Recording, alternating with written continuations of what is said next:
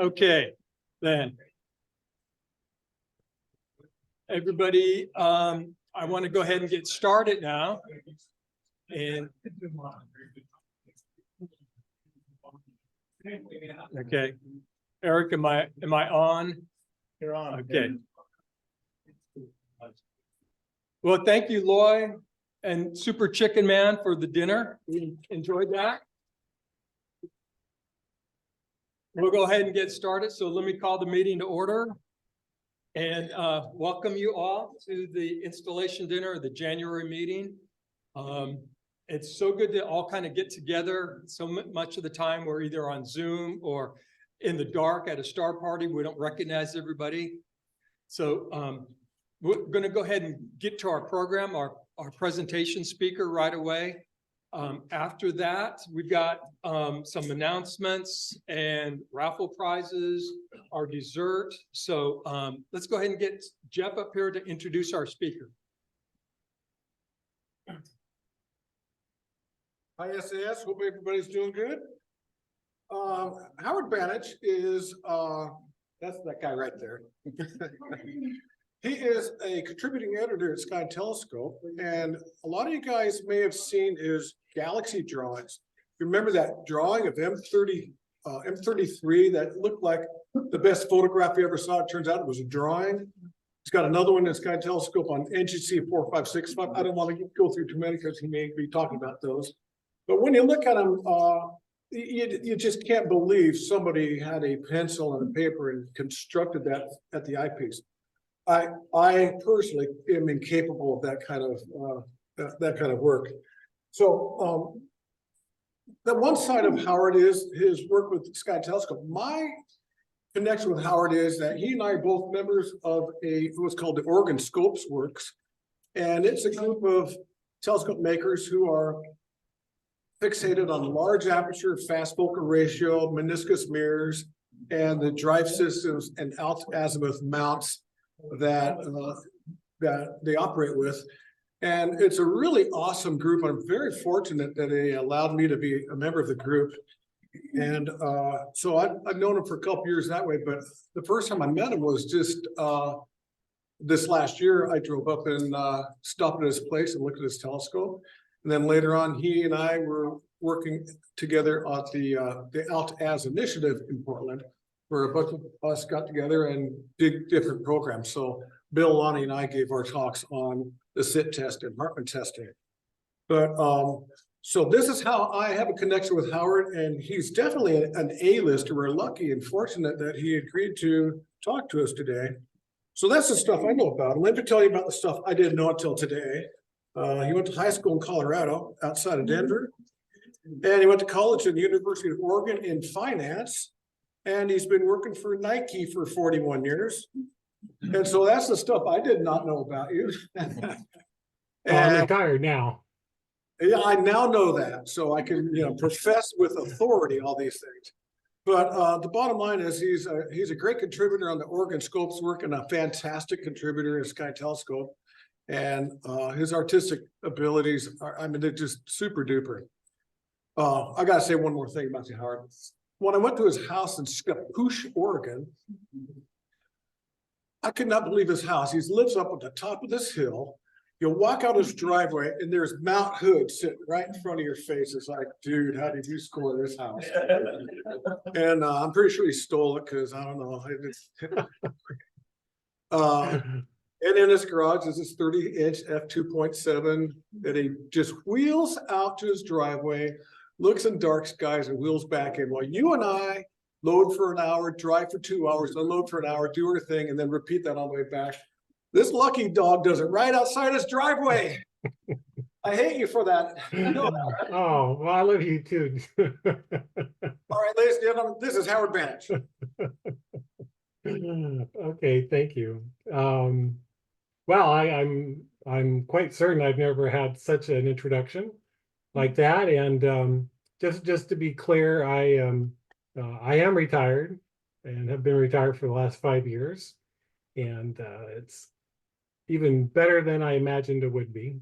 The biggest plus is having time to be with the grandkids a lot more. So anyway, and it's Scappoose, and yes, we're very lucky to find this house. We had to outbid 2 other people to get it, but we were the lucky ones. So anyway, right now it's raining. It's going to snow tomorrow. We're going to get a nice storm, and it's just going to be nasty weather for a few days. But anyway, we're not here to talk about that, or really me in any particular, but about my sketching. And so without any further ado, I'll just bring up my presentation and we'll get right into it.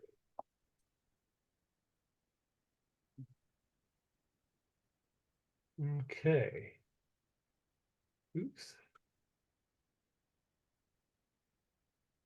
All right, let's see if that goes full screen.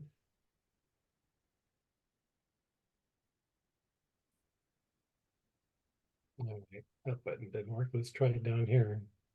There we go. Okay, can you all see my presentation? Yep. Okay, very good. All right.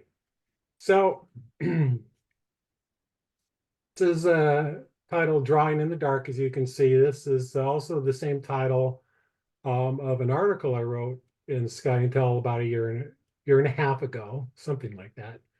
And it's both the article and this presentation are about the basics of how I make sketches at the eyepiece of my telescope. And the photo you have in front of you right now is me sitting. Yeah, this is me right here. I'm sitting on my observing chair. This is my 28-inch f4 telescope, and I'm looking at the Lagoon Nebula, M8. In fact, you can even see the red outline of the circles in my Telrad light finder. So anyway, so the lagoon will feature in this, which is one of the reasons I picked this photo. Also, it's just a great photo. This is at the Oregon Star Party in 2019. We had about the most perfect conditions we could ever hope for, and it was just a great time. Excuse me.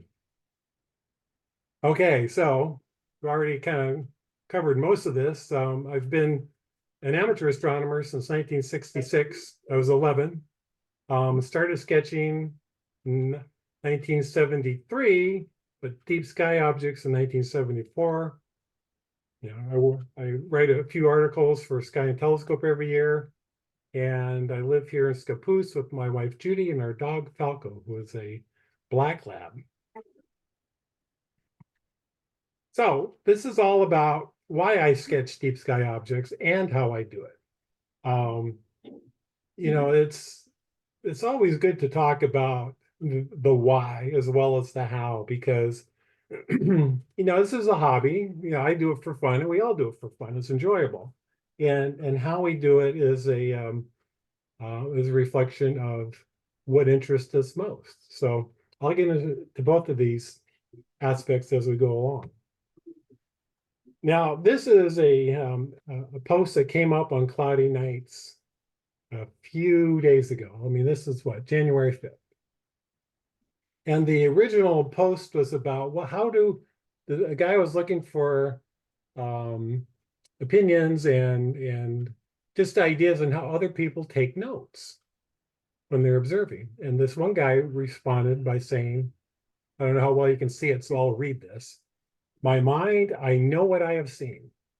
Many times I go back and look at those things I enjoy again because they are pleasant to see. When I am dead, no one will care about my list, and my list would not acquire allocates from anyone. So I challenge anyone, why list and log? And for whom? Have you no memory? Are grandchildren supposed to drop the list on the floor in shock and awe of all the experience shared? Is digital data to be saved to disk for generations later to behold? Honest, decades ago, finding something elusive mattered. It took investment, searching, study, and time in the field. But today, with the technology, it's a simple matter of keyboard, select, and enter. So this is from John TMN. Obviously not a fan of sketching, let alone taking notes. Evidently he has an eidetic memory and he doesn't have to write anything down. So, okay, that's cool. Yeah, I'm jealous. I wish I could remember everything. It would make things a lot easier. Anyway, he said he challenged anyone, so I accepted his challenge. And my reply here, it just occurred to me yesterday, well, that's kind of like the perfect way to start off my presentation. So this is why we're doing this. So what I wrote, my motivation to take notes and sketches to improve my observing skill. And that's worth repeating, is to improve my observing skill. Describing what I've seen with words, a sketch, or a bit of both automatically forces me to pay more attention to what I'm looking at and will inevitably lead to seeing more than I would have otherwise. Nothing wrong with a quick look, though. I just enjoy seeing as much as I can. I also use my notes and sketches all the time to review what I've seen, and I'm often surprised at how little I remember. I have no illusions on their intrinsic value, though. When I'm dead and gone, they'll be useless to anyone else. But they are my astronomical diary, and as long as I'm around, they'll continue to be my most prized personal possessions. After that, who cares? Probably no one. But that's me, and the fact that you don't see any value in it is another example that we're all different. Fortunately, there's no wrong way to enjoy this hobby, so we'll just continue having fun doing our own thing. All the best. So I was a little long-winded for a reply on cloudy nights, but the important thing is that, I take notes and I sketch to improve my observing skill, because when I'm doing that, especially sketching, I have to pay closer attention over a longer period of time. So there may be some of you out there in the audience who are thinking, well, I can't even draw a straight line. If I had a nickel every time I've heard that, I would probably have $20 in my pocket. It's kind of a standard reply, and I get it. I mean, really, I'm not being facetious at all. Drawing a straight line is difficult. I have a hard time drawing a straight line. They're probably the most difficult things to draw. But in astronomy, up in the sky, there are very, very few straight lines. So if you can't draw a straight line, but you're kind of interested in sketching, don't sweat it. There's very few straight lines to deal with. So if you ever even remember this presentation at all, I hope these are the things that you remember. That sketching is a discipline to focus your attention. It isn't about art. It's about seeing all you can and just enjoy astronomy in your own way. Yeah, I'm talking about sketching and all that, but that's me. And we're all different. So here we go. This can be a challenge. Okay, this is a picture of me at that same Oregon Star Party in 2019, looking basically straight up. It's a challenge. I'm drawing in the dark. I have a dim red light, and I'm sketching something I can barely see very often. Not all the time, but very often. And I'm holding my red flashlight in my teeth, trying not to drool on my notebook. Now, you would think after all these years, I would have a nice little light I could clip to my notebook. But, honestly, I have yet to find one I like. So I still have the flashlight in my mouth.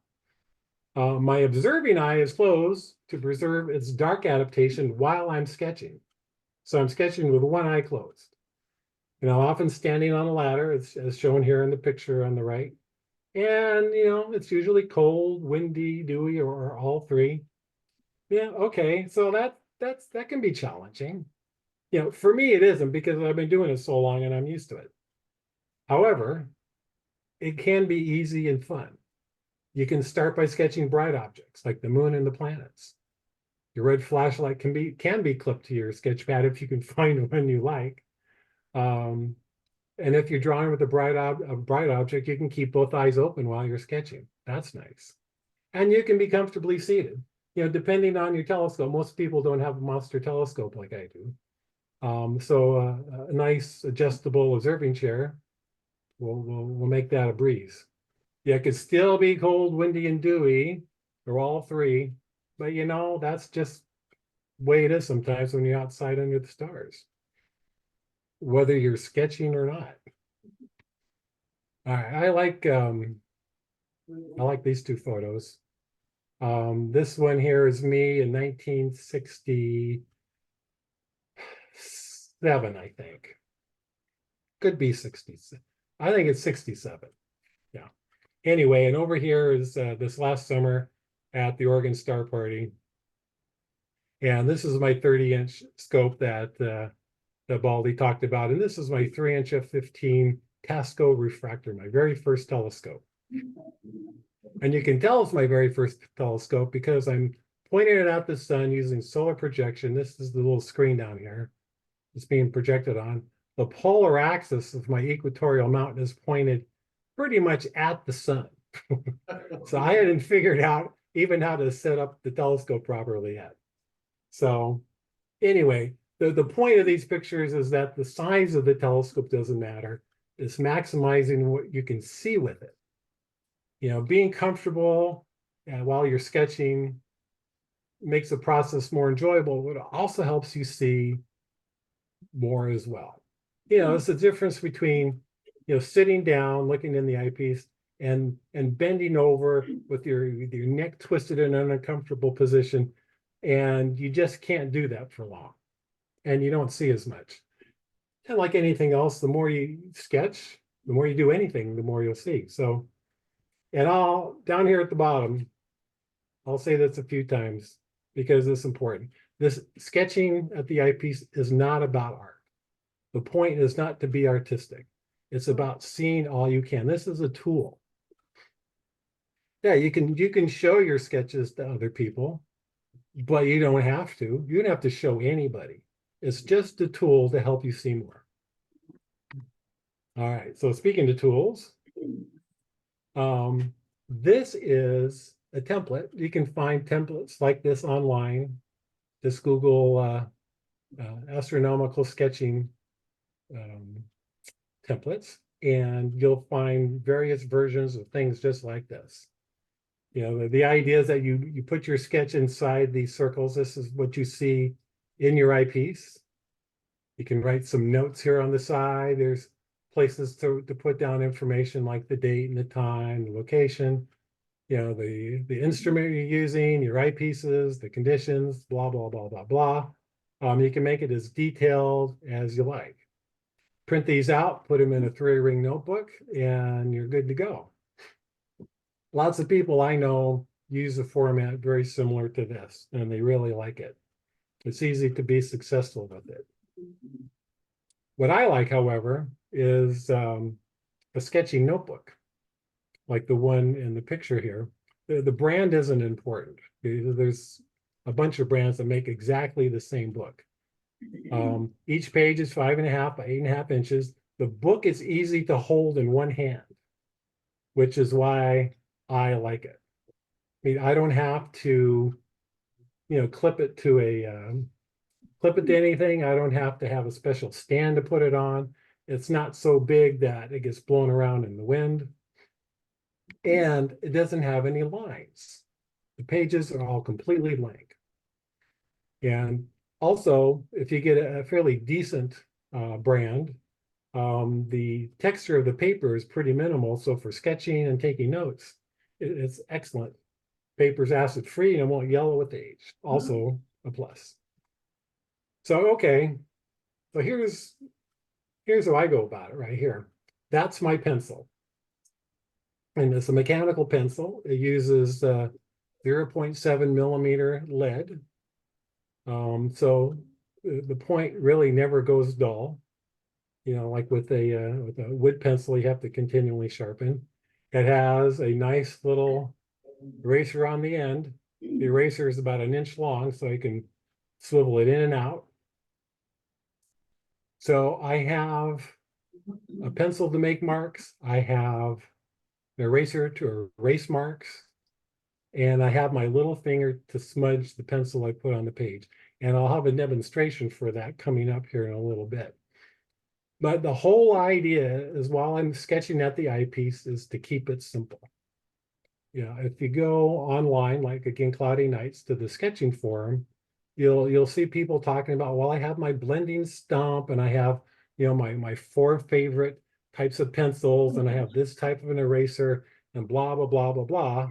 And oh my gosh, that just makes it so much more complicated to draw at the eyepiece. So I like to keep it simple, other people don't. Again, it's what floats your boat. I clean up my sketch the next day when I'm inside to make it look clean, and also because there's smudges, there's lines I don't see. Everything looks great under a red light at night. In the full light of day, not so much. So I clean things up the next day. And you can see this is a nice little galaxy cluster here, UGC 12127. It's in Pegasus.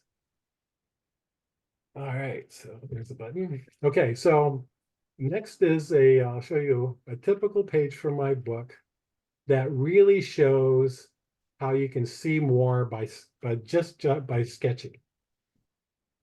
Now we're looking at NGC 7331 here. And if you look at it, you'll see, oh my gosh, I drew way up over here into my previous entry. And oh my, what's this over here? I had to bump over into the next page. Well, what happened is when I started sketching, I could see this much of 7331, and I saw these three companion galaxies. As I sketched, I could see the outer parts of the galaxy extend further and further, and this darkling became more and more apparent. And this fourth companion galaxy popped into view. Well, obviously, I didn't make allowances for that when I started the sketch. Again, but that makes it a good example of how much more I saw as I got into the sketch. And also, it was a killer view, and you can see the conditions are excellent. 21.8 SQM. And I think this was at the Golden State Star Party a few years ago. Okay, so the actual technique here, how I sketch at the eyepiece. Okay, the most important thing to do to start off is just to look at the object for a few minutes. Don't start sketching right away. Really look at it and get the basic qualities of the object, its shape, its most obvious features, brightness gradations, the most obvious field stars, and observe long enough so you can start the sketch from memory for a couple of minutes. And very important thing that I've learned is that you make the sketch large enough so that the smallest detail can be easily drawn. It's easy to start making the sketch really small to fit in your notebook. But if you get to a small detail, suddenly the scale is all wrong and you can't really include it with all of its detail. So make the whole sketch large enough so the smallest detail can be big. Okay, once you have it roughly on the paper, then you start going back and forth between the eyepiece and adding to the sketch. You draw a little more, you use the eraser, you draw a little more, you use the eraser. You keep going until, okay, you think you've seen all you're going to see. And almost invariably, your sketch will show you more detail than that first look at step one. And the more you do this, and this is for those who want to do this. And I'm not trying to force this on anyone. The more you do this routine and the more you get used to it, the more powerful the effect becomes. Okay, now here's a little video. I did this a couple years ago to go along with the article I had called Drawing in the Dark in Sky and Tell on drawing an elliptical galaxy and just how straightforward it can be. So hopefully this will play. I have a backup in case it doesn't, but let's see.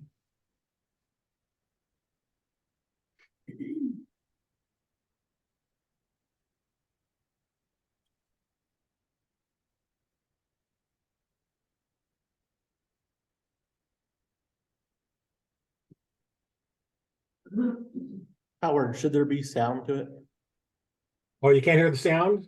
No. All right, let's see if we can improve on that. You may need to reshare, and when you share content, there's like another little button on the bottom of the share to include sound, Ah, well, let's see. but you might need to stop sharing first. Share sound. Yep, there we go. Optimize for video clip. Okay. Get rid of that. Start it over. Hi, everyone. I'm Howard Rick, Banich. there we go. Editor for Sky and Telescope magazine. This short video is to demonstrate the steps I outlined in my June 2022 article, Drawing in the Dark. And hopefully seeing how this is done in real time will make the process seem more accessible. Again, this is just the way I do it. There's many ways to sketch at the eyepiece and otherwise. So if you copy exactly what I do, that's great. But if it's a motivation for your own process, that's even better. So to start, I have 6 steps, and you notice I'm holding the pencil. This is not how I hold my pencil when I'm going to write. I'm holding the pencil at a very shallow angle to the paper. It's nearly parallel, and the reason is so I'm using the side of the pencil lead, not the tip. Now this is going to start making these scribbly back and forth semi-parallel lines. I'm trying at a bigger scale than I recommended in the article, just to make this easier to see in the video. You see, I'm just making an overall semicircular patch with my pencil, getting the lead down on the paper as evenly as doing it quickly without trying to be perfect can be here. And so, all right, so that's not horrible. Now I'm going to make the center using the same technique, just the center darker, going back and forth with the pencil lead, just in shorter lines. You can see how imprecise I am. You know, a little bit of randomness here is good, because when we get to the smudging part, that takes care of all kinds of things. All right, so there's a more or less circular, semi-oval patch of pencil lead on white paper. So now we're going to use our little smudger. I use my little finger.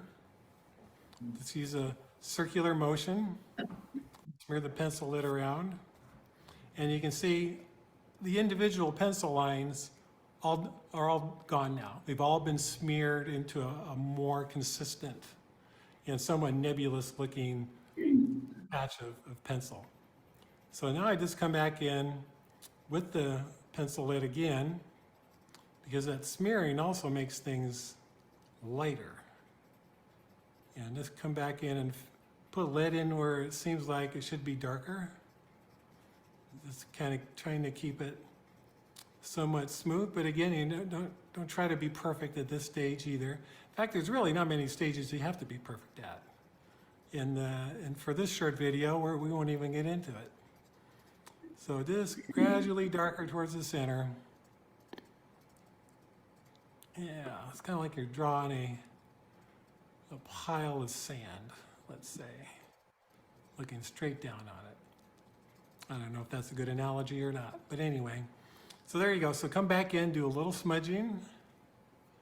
All right, here's kind of some pencil lines that didn't quite get smudged away into invisibility.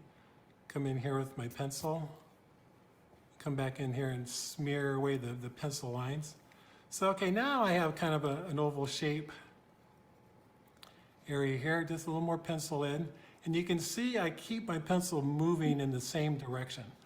I'm not going at different angles to each other, because when you do that, you almost invariably are able to see the patchwork nature of those lines. So let's come back here, keep that going. All right, I'm being a little fussy here. I'm on video, why not? Okay, so a little bit darker. All right. Okay, come back in with the tip of the pencil now like you are writing. Make a tiny little star-like dot. And there you have a very nice elliptical galaxy, NGC something, something, something.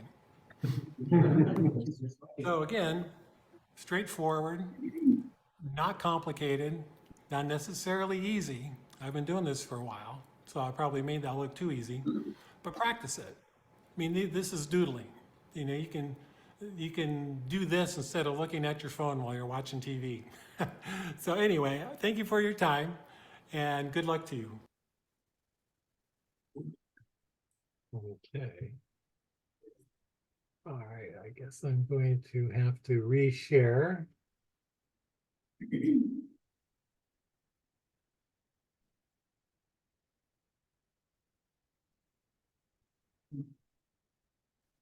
No. That's Mel's machine right there. Yeah, looks like.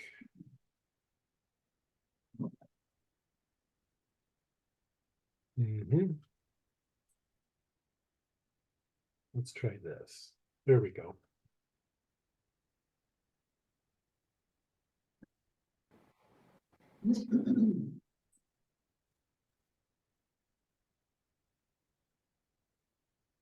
All right, I seem to have lost control of my. I'm going to stop my share and we'll back into it from where we left off. All right. Okay.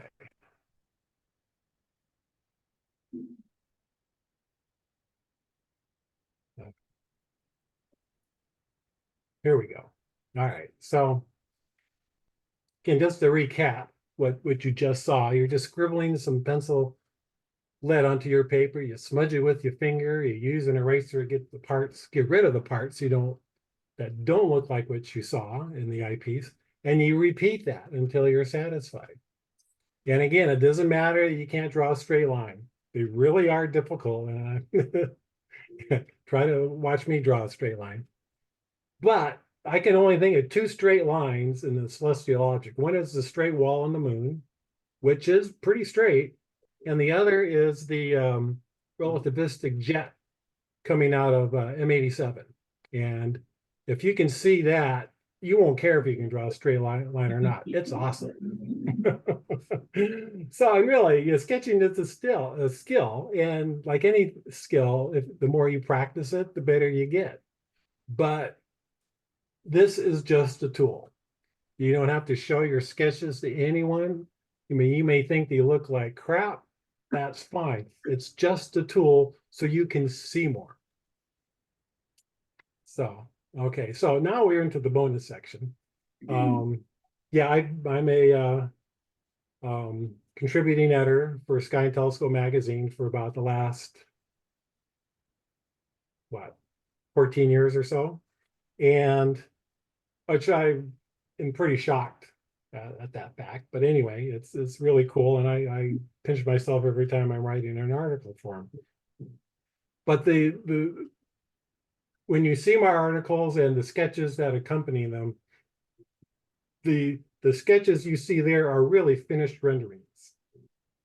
And what I just demonstrated is the very first stage of what those renderings go through to be published in the magazine.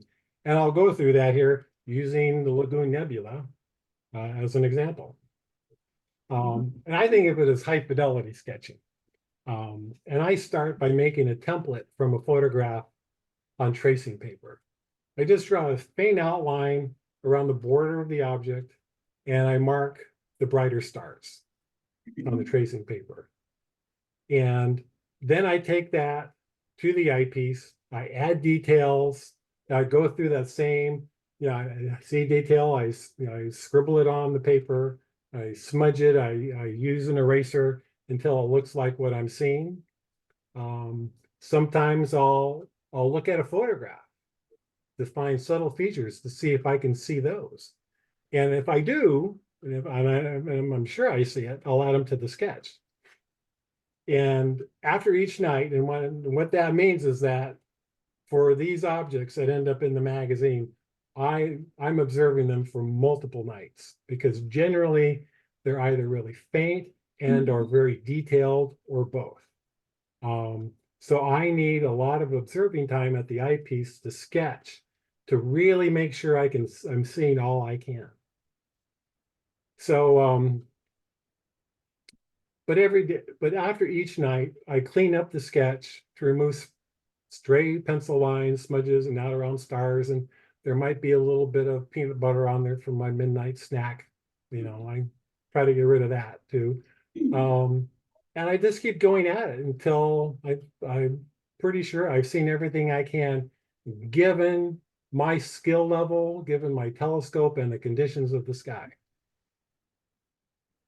But this is a virtuous cycle because it hones my attention. I'm looking so much at the object with great attention that if I miss anything, oh well, it wasn't from lack of trying.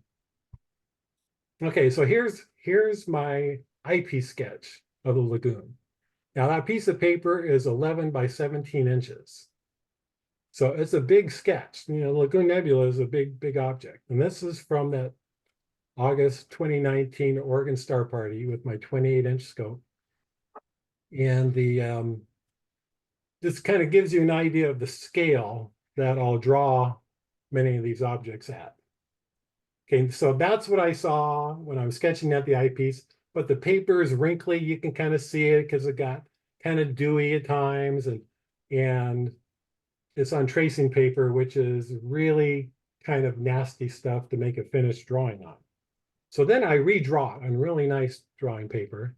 Yeah, all the same details I saw that are on my eyepiece sketch are now drawn onto this nice piece of paper. And if you look closely, you can see the grain of the paper in places. So you can tell, okay, that's definitely a pencil sketch. And so when I get to this point, and depending on the size of the sketch, I'll either scan it or I'll photograph it. So I can make it a digital file and I can enhance it in GIMP. And by enhancing, I mean to make it look more like what I actually saw.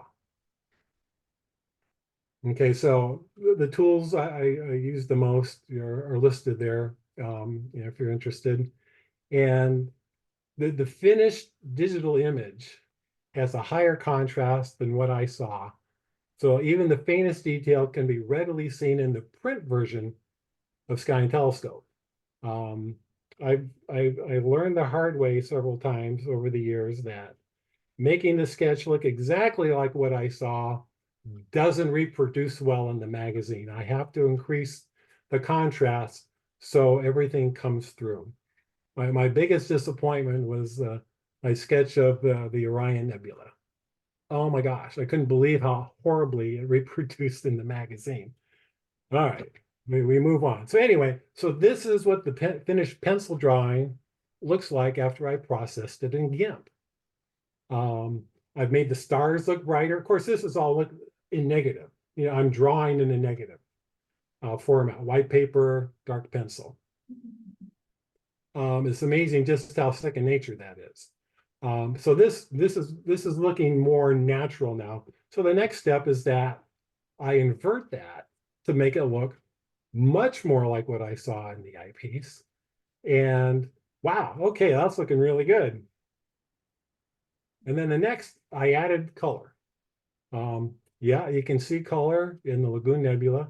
It's a very warmish, yellowish, orangey color in the brightest areas. And I really like how well this one turned out. It took a lot of time at the eyepiece, and it really came together in going through this digital formatting to really be able to convey what I actually saw beyond what just the pencil sketch can do. Now, yeah, practice does help. This is one of my very first IP sketches of a deep sky object, the Lagoon Nebula, back in 1974 with my 8-inch scope.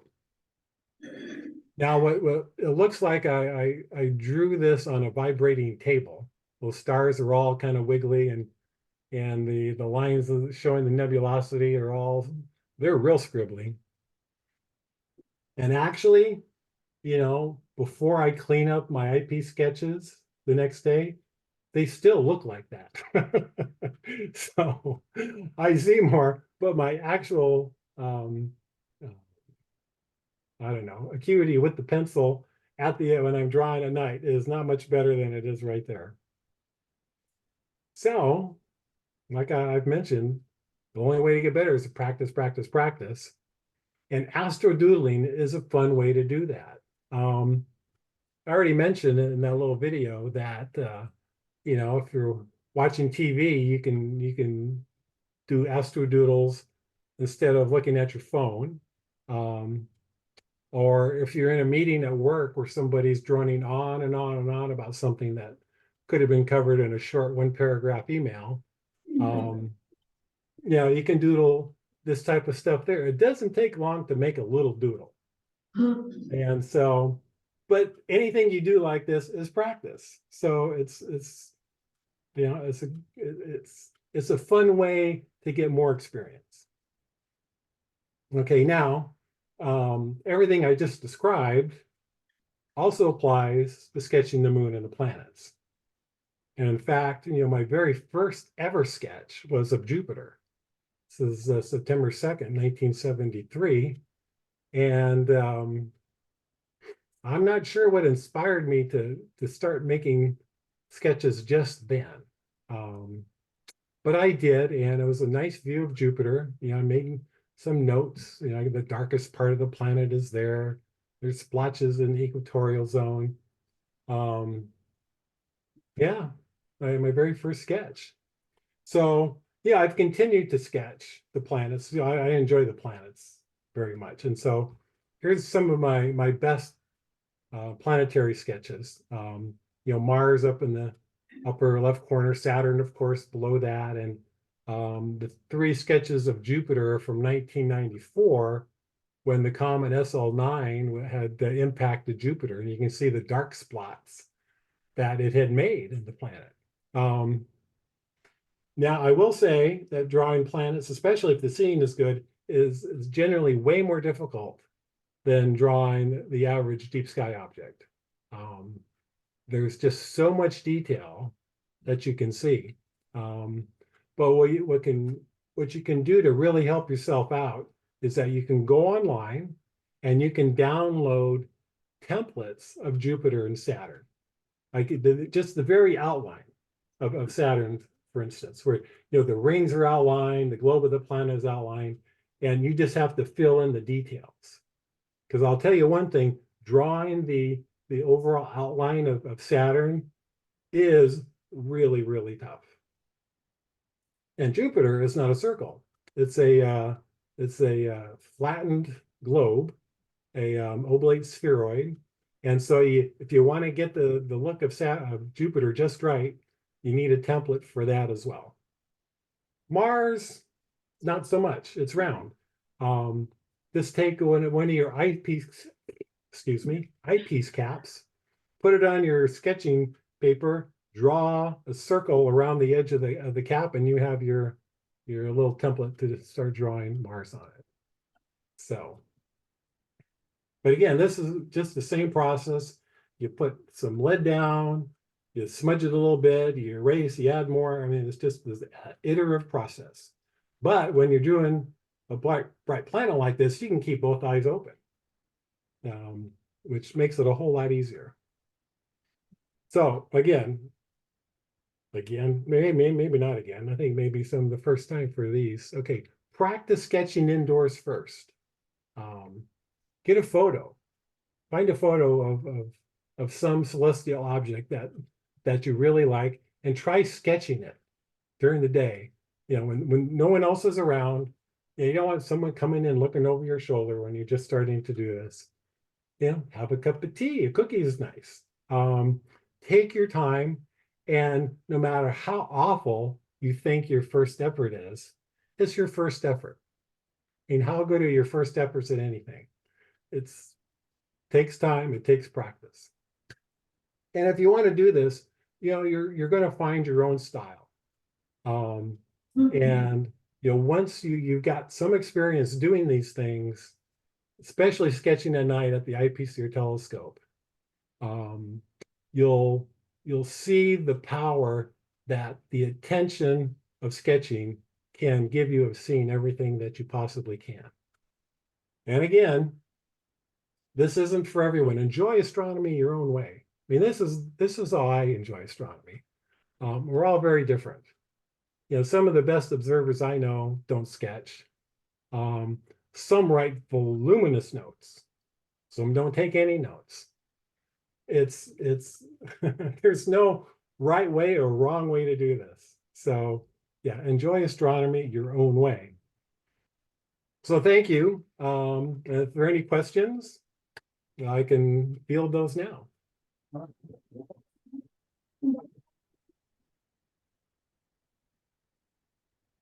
That was pretty awesome. I kind of identify with the uselessness of an observing log where you die and they throw it in the garbage. But I've been keeping a log since '84, and there's maybe 3,000 or 4,000 objects in it, and nobody gives a crap. But I look at it, say, hey, have I seen this before? And boom, there it is. So anybody have any questions for Howard? I have a question. He can hear me from up right here. Hi, Howard, this is Eric. Can you recommend how you go about organizing your drawings? Like if you want to come back, like a month later, a year later, how you know which sketchbook to go to, how do you do it chronologically by date? Do you do it by the object name? What would you recommend for organizing your drawings? Well, what I do, because my first go-to has nothing to do with the computers or anything like that. What I used to do is just kind of flip through my notebooks to see if I could find something. Well, I'm on my 17th notebook now, and that doesn't work very well. So years ago, I started to scan all of my notebook pages, and I saved each page by just listing in the file name each object on the page that I just scanned. And so that all goes into a folder on my computer. And so I can search my folders just by typing in an object name, and any or all observations I have of that object will come up. A lot of people use spreadsheets, which are way more powerful.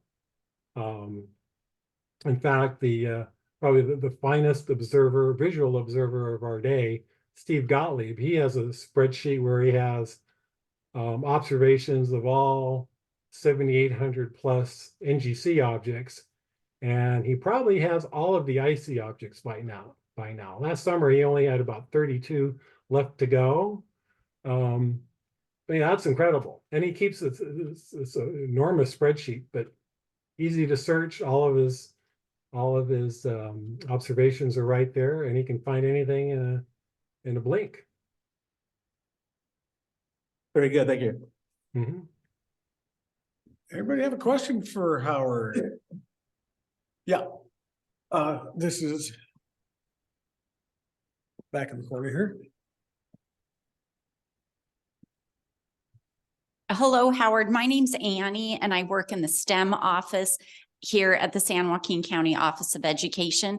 And I just want to thank you for that message at the end to experience astronomy your way, because that aligns with what we in the STEM office try to, the message that we give students and teachers. Our job is to expose students and support teachers to encourage that wonder and curiosity. And it reminds me of nature journaling, where students can experience the outdoors in their own way, and it makes sense to them. It doesn't matter if it makes sense to anyone else, but it makes sense to them, and that's where the learning is. So I just wanted to thank you, and it kind of confirms what we do here in STEM. And that makes us feel good. So thank Oh, you. good. Well, you're welcome and thank you. You know, I've seen too many online arguments and in-person arguments about what's the best way to do astronomy, damn it. You can't, the way I do it is obviously superior to yours. And back and forth and back and forth. Oh my gosh, that's ridiculous. Yes, we all enjoy it our same way. It's a hobby. I mean, if you're not enjoying your hobby, that's the only way to do a hobby wrong, is to not enjoy it. Yeah. So I'm glad to hear that you're taking a very similar perspective on it in STEM. And I think because, you know, kids are so adaptable and so creative anyway, they'll find the way they like to do it best on their own.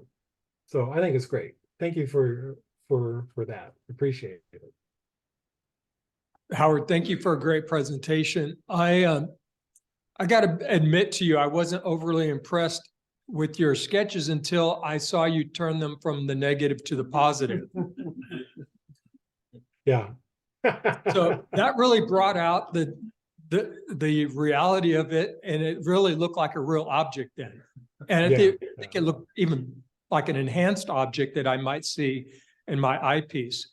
Mhm. So I remember when I started working on an AL certificate for constellations, that one of the requirements was you sketch the constellations. And I started with white paper and black pencil. And I was really struggling at night to get anything that looked right. I switched to black paper and white pencil, and it seemed to be working much better at night for me that way. Would you care to comment on that? Yeah, thank you. I neglected to mention that as an option. I fully intended to black paper with white pencils or gel pens is a great way to go for a lot of people. You know, when I first started, I just picked up a pencil and I had some sketching paper. I was a sketcher anyway of daytime things, so it's just a real natural segue for me. But like you said, for a lot of people, black paper and have a white instrument to draw with is much more natural, because you get to see it look more natural right from the beginning. Yeah, I go ahead. I'm sorry. Are you able to smudge the white pencil? Because it's kind of a waxy pencil. It doesn't smudge like graphite does. I haven't tried it. I don't know. I have the impression, like you said, it's a waxy pencil, so it may not smudge in the same way that, you know, graphite does on white paper. But I just haven't tried it, so I don't know. I've seen some beautiful sketches online done this way. There was an Australian gentleman years ago, I forget his first name, but his last name was Mellish, and he is one of the pioneers of using black paper for sketching at the eyepiece, and his sketches were gorgeous.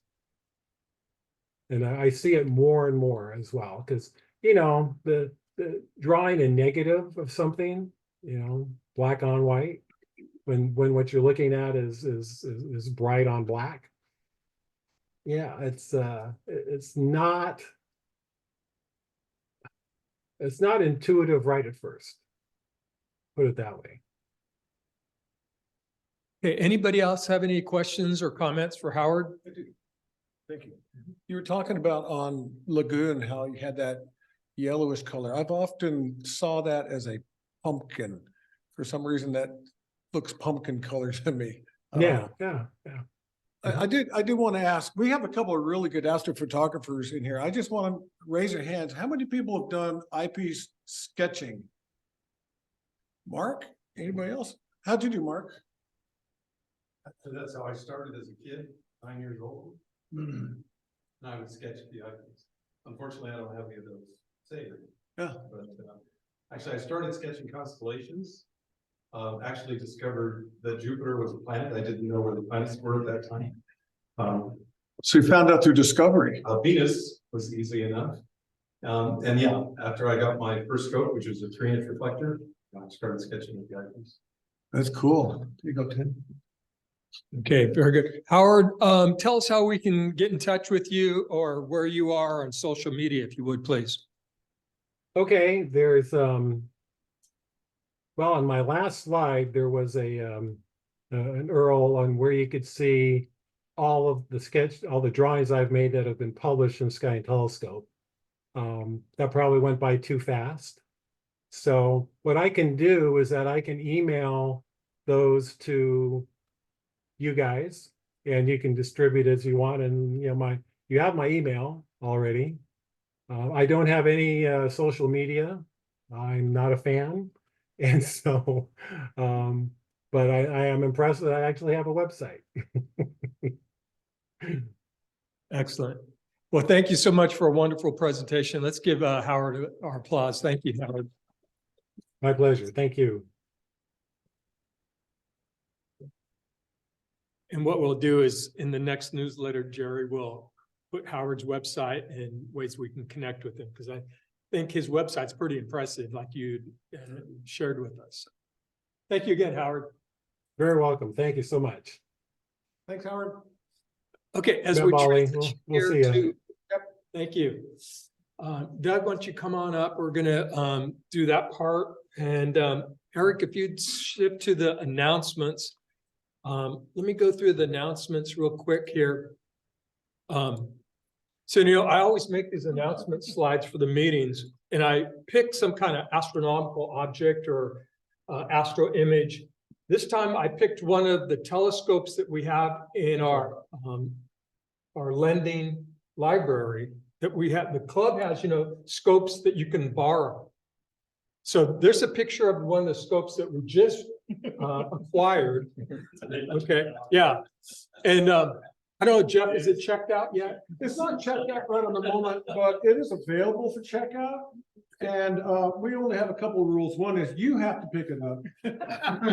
And the other one is the SAS is not going to be liable for health issues because it has a beryllium mirror, and we're not going to be liable for whatever sickness you get off of it.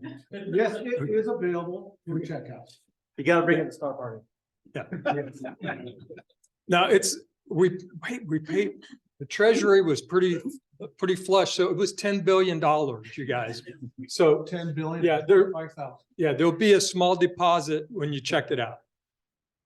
No, okay, so quickly, our January events this weekend, this Saturday night's the high altitude star party. I'll see you guys up there with your skis and snow boots on, right? Astronomy in the park the following Saturday. And then you can see all of our February events here. We've got a star party on February 3rd.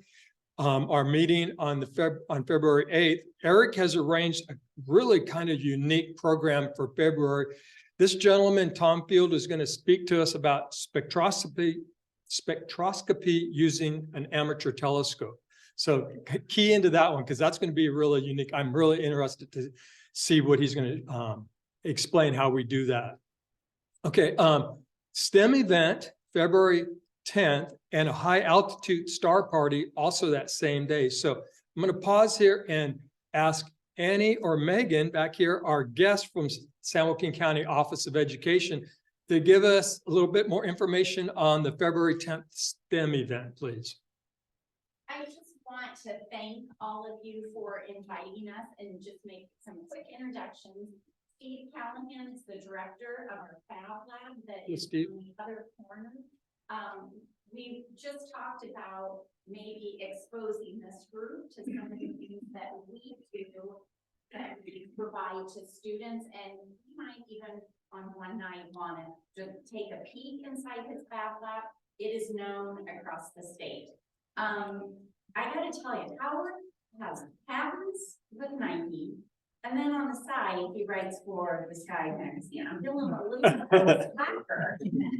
But we do work hard on getting the message out to students. And we want to thank this group because even before you started using this room, your group has helped SJCOE a lot, from building and donating telescopes to our outdoor education centers, to writing events for our Science Olympiad competition. So we want to thank you for that.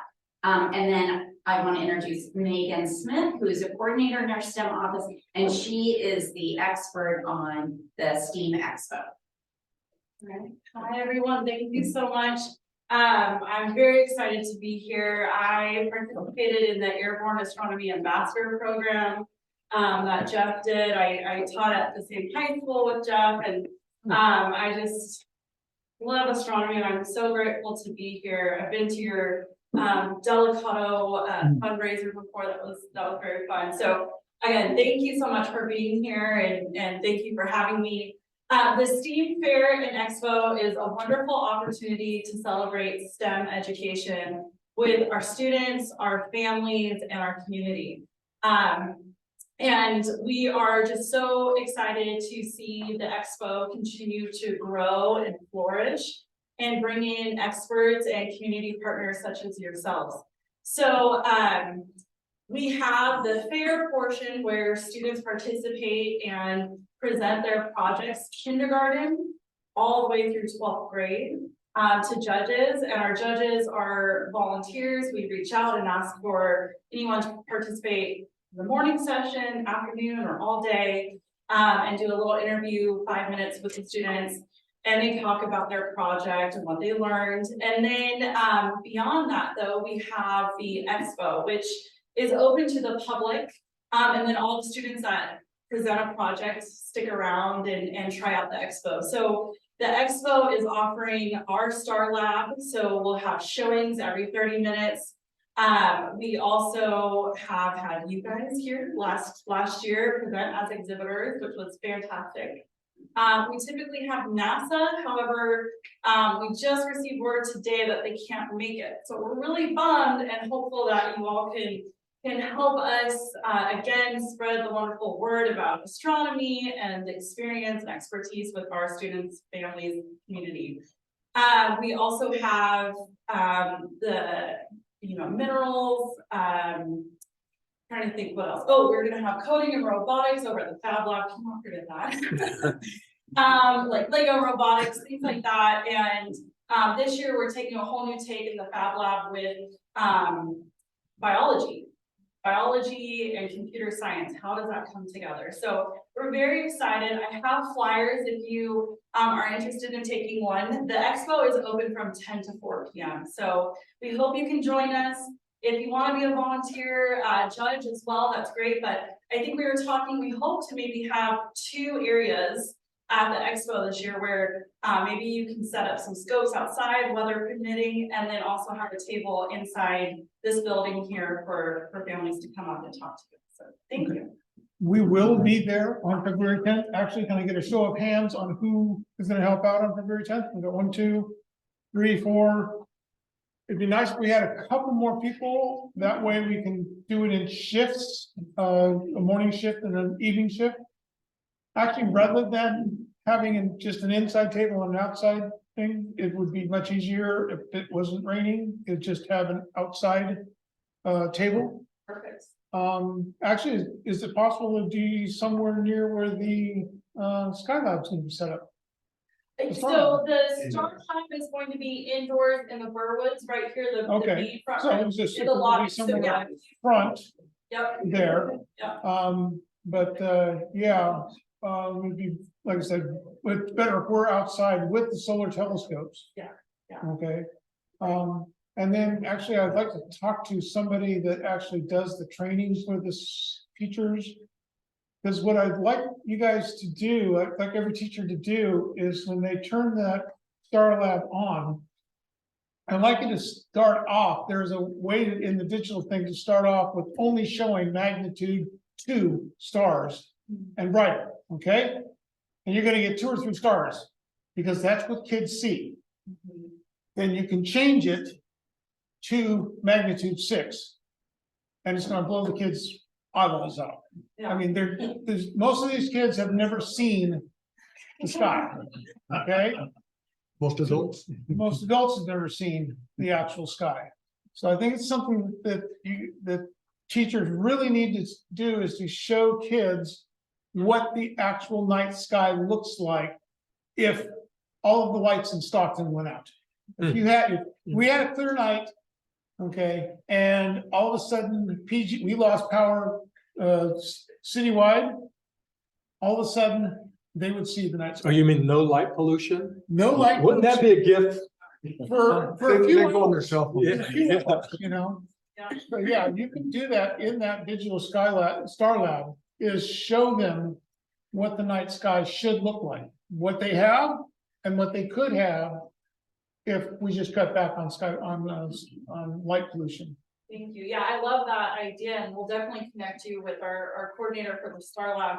Yeah. Our Star Lab books out for the entire year. We Right. open it up and registration within a week, we have all the weeks booked up for the whole school year. Right. So it's very exciting and a great opportunity for our students. So Right. thank you for sharing. And we also, not to forget this, is very important, but we always feed our volunteers. And we love you, so you'll get a nice shirt.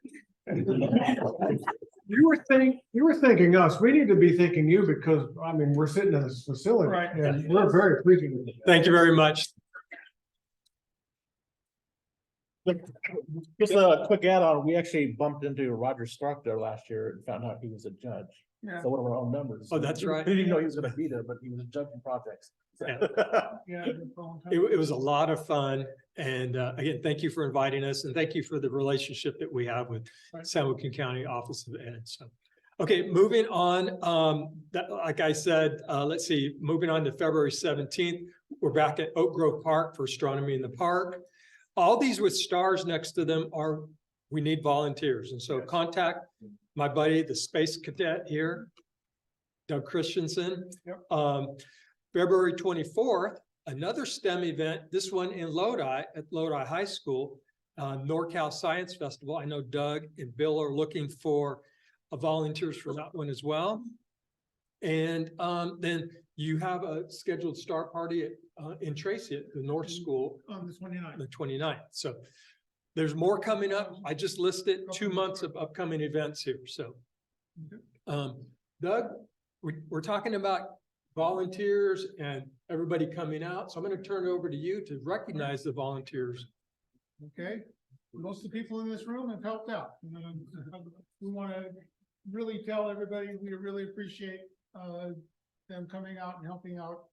Eric and Bill, you guys have been just fantastic. Every time there's a public event, you guys are there. Fantastic. Dennis has helped out at Oak Grove quite a bit. Mark's been there. Mike Chapman been there. Jerry's been there. Yeah, Mr. Lavieri, he's been out from time to time. Jeff shows up every once in a while. Frank, Darlene, you guys are always out there with us. We appreciate it.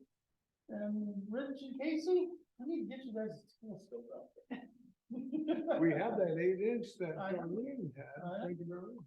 So, we really appreciate you guys make public astronomy available and make it happen. That was basically about it. We also have 2 new members, and I don't have the name. It's Craig and I think it's Betty or something like that, but they're not here, so well. Welcome. They're out at Oak Grove, so yeah, we need your help out at Oak Grove every time. All right, get back to you. Hey, Doug, thank you. And thank you all the volunteers that come out to these events and support, it's right in our mission statement. It's public outreach and extending and fostering education of astronomy and interest. So, we're fulfilling our mission, and really it's just a lot of fun seeing how kids' eyes light up and the oohs and ahs, some of the expressions you get. One of them, Bill, you've got a great story about one of the kids that looks through something in your eyepiece. Why don't you go ahead and share that with us? What did he say? What was it, the moon? Yeah. Yeah, it was just a weekend. And after he was done looking, his dad asked him, what did you see? And the little guy says, circles. Yeah. And what he was looking was at the craters of the moon and the moon. And so he was seeing circles. Of course, that's what he was seeing. I will remember that forever. It's circles. It's great. It's great. So let's give a round of applause to all the volunteers.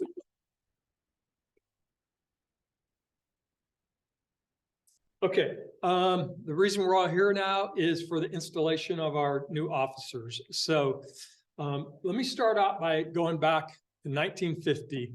The founders, well, not exactly, but theoretically, or yeah, let's transfer ourselves back. The founders of the Stockton Astronomical Society wrote a constitution and bylaws. And in that document, they described all the different roles of the officers and the members and so forth, and how the club was to be run.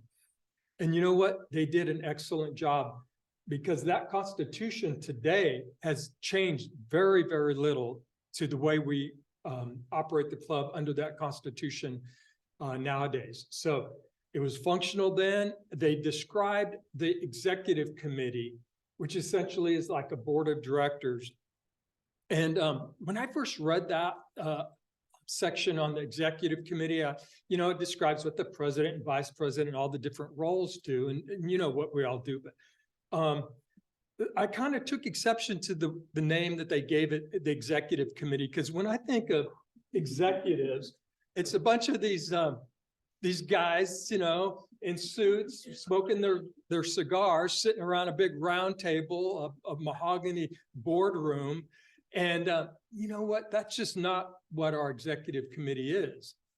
Really, our executive committee are the servants of the club that keep the club running for the benefit of the members. And so really, these guys are not executives at all. They're really kind of blue collar, scrappy workers, really. They're the ones that get things done day in and day out to keep the club running, keep the finances in line, keep the bank accounts, keep the newsletter going, keep the meeting programs, all these different tasks, you know, that are kind of mundane, but it's what the club thrives on. So I just wanted to give you that background and to dispel your perception that we're executives on a board somewhere. No, we're on Zoom meetings, we're on the phone, we're out and about, and that's really the executive club. So the new executive committee is myself, I'm the president, and then I'll ask Doug, our vice president, to come up here and stand with me. And our treasurer, Jerry Hyatt. Jerry, how long have you been on the executive committee? Right. Come up here and join us, please. Yeah, I don't think the rocks were quite hard from the volcanic eruptions yet. Yeah. Jerry's kind of our go-to guy, though, when we need to know how something was done in the past because it worked successfully. Jerry remembers. Institutional knowledge. Yes, yes. Okay. And then Eric Holland, come join me up here. Eric's our secretary.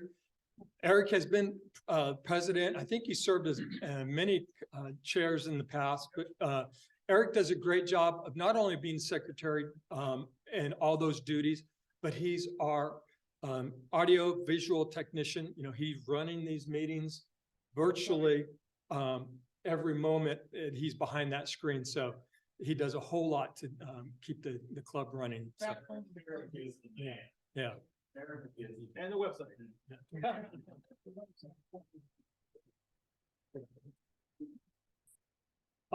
Okay, so then we also have 2 members at large, and these are the positions that get filled with guys that just need to do anything that they're called upon to do. So this year we're fortunate to have Michael Chapman, if you'll join us up here, please, and Mark Gibbons as members at large.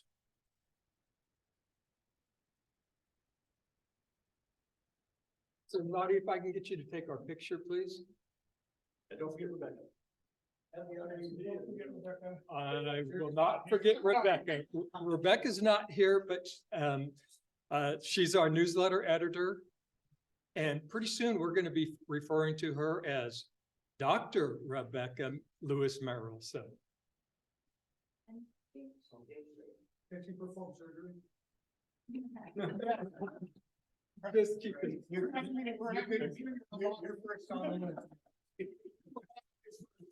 Okay. Thank you, all of you gentlemen, for serving this year. And Mark and Michael, why don't you stay up here? Mike, will you grab the fish bowl there? Yep. Okay, with that, we're kind of right on schedule here, and did everybody get a raffle ticket as you checked in? Oh, I don't think everybody checked in. I missed, Okay, we're gonna catch up with the raffle tickets, so we make this fair and square here as Jerry goes over his notes. Like, man, just don't. No, you can't dump your number in there, Mike. I've got to see it. I take it for Mark steals it. Man, this is. So my hand in a fishbowl. No, you just hold it up. There you go. Just to make sure, let's go. After the thing, you got your, and then the only one I was expecting John Chip. John didn't make it tonight. He's not here. That's gonna go. Okay. And do our guests each have one? Yes. Okay, the first raffle prize we have tonight, this pair of socks, these astronaut socks. Well, they look like a normal pair of socks, but really this is the actual pair that Neil Armstrong wore on the moon. So yeah, they're over 50 years old. So Michael, who's the first number we have?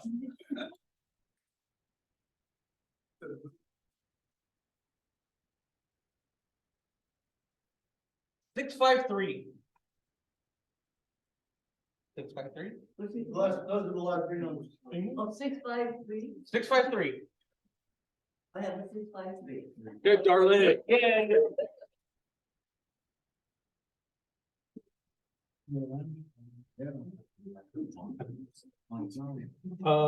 Some C's candy for your sweet tooth, Michael.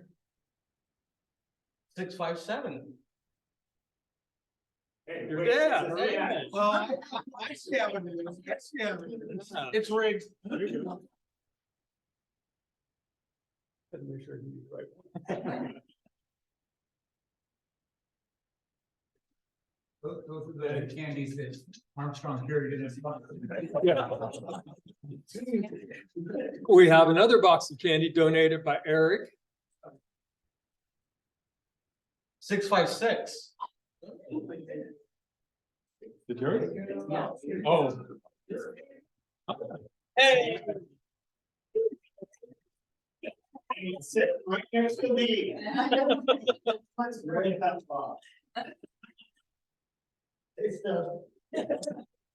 A box of 200 lens wipes. There we go. 6, 3, 8. 638. Hey.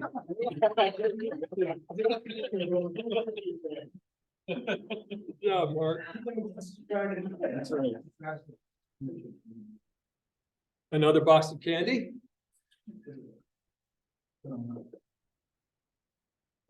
6, 4, 7. Yeah. So fun.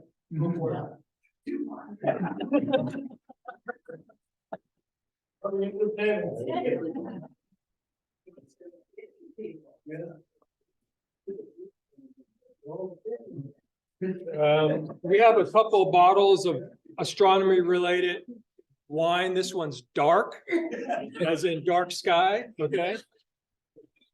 So, You have to show your ID.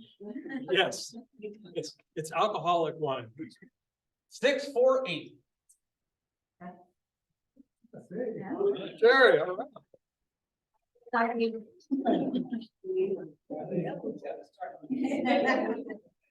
Jerry's got a designated driver.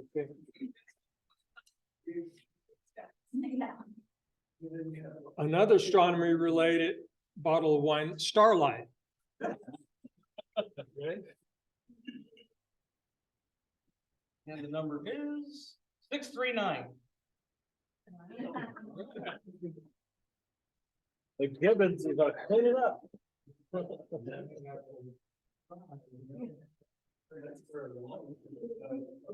Okay, and the final prize is a $25 Visa gift card. Pick a good one, Mike. 643. I have no idea. Well, congratulations, all you winners. Thank you, Michael and Mark. Thank you very much. This kind of concludes our program, and we're right on schedule. I want to thank you all for being here. And I just want to reflect a little bit of what it means to be a member and what the benefits are of being a member here in the Stockton Astronomical Society. You know, I don't think there's been a better time in history when astronomy was so important or so relevant or so accessible to so many people. You know, the price of telescopes is down, the quality of telescopes, the ability to go out and use them to experience science, technology, engineering, and math, not only for the students that you folks are doing a fine job of educating in those fields, but us as adults that we find our passions and our interests in those fields. And it's just a wonderful thing, I think, that we get to experience it together. And so for me, it also is this social network of my friends that now I've got something to go do, both during the day, at meetings, on Saturday nights when Kathleen wants me out of the house anyway. So there's this social network, which, you know, good social networks are not that easy to find. You've got friends, but maybe they're not even sharing a lot of the same interests and passions, but we all have that common interest of astronomy and the technology that we're passionate about. So I just want to express that that's one of the biggest membership benefits that I've seen is the camaraderie, the social atmosphere, and the networking, and then all the great education and programming that we get. And then on top of that, we get to pour that out on all the students and young people, visitors at Oak Grove Park that come out. It's just a great way to share what we've already been given with others. So I just want to thank you for allowing me to serve as your president again this year. Looking forward to a great year ahead. We've got some great programs and a lot of good events to go out to. So this is the year to be really engaged in the club. So thank you all for coming tonight, and really look forward to this coming year. So let's give ourselves and our club a big round of applause.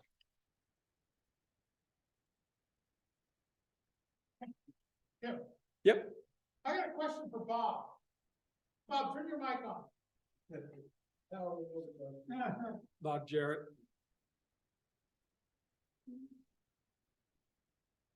You're still muted. I want to know about your screen. There we go. Oh, behind my back is an analemma. And How did that become? well, basically it's the position of the shadow, where the shadow of the sun falls at 12 o'clock noon, standard time. So you went out there and marked it on your sidewalk? Yeah, if you see, I don't know if can you see my cursor at all? No, probably not. But right there, you can see the gnome, which is the corner of my garage. Okay. And I put a little, I put a round ball up there. And so basically you go out at 12 o'clock in the 12 high noon. And I took a little stencil that I put a little hole in the middle of, and I centered that on the dot, and I spray painted a little mark there. Oh, cool. So that's right back, that's your driveway or outside your house? This is in my backyard. It's actually near where I barbecue. All right. Thanks. How often? Cool. In my neighborhood, Bob, they arrest us for graffiti in the sidewalk like that. Fortunately, it's in my backyard and only I can see it. And you now too. Thank you. But a lot of the dots are a lot of the dots are only like about a week apart. Yeah. Okay, it's pretty cool. So it's not the classic analemma where everything's a month on the 20th or so, whatever. No, it's Then you can kind of see how everything stretches out. But I was just more interested in seeing the pattern and checking it out. This is probably around the solstice when this picture was taken. Yeah. Very, very cool. Thanks, Bob. No problem. I see there's some cake left over here. Help yourselves. Let them eat cake. And also there's leftovers from the dinner tonight, and there's clamshells there to take to go plate. Anybody who would like to help yourself, let's make sure it's all gone before we leave, because we've got 15 minutes before we're out of the room. So again, thank you all for being here tonight. Really enjoyed it. Thank you. Take care, everybody. Good job, Tim. Thank you. Very smart. Hey, Dad, I gotta get the-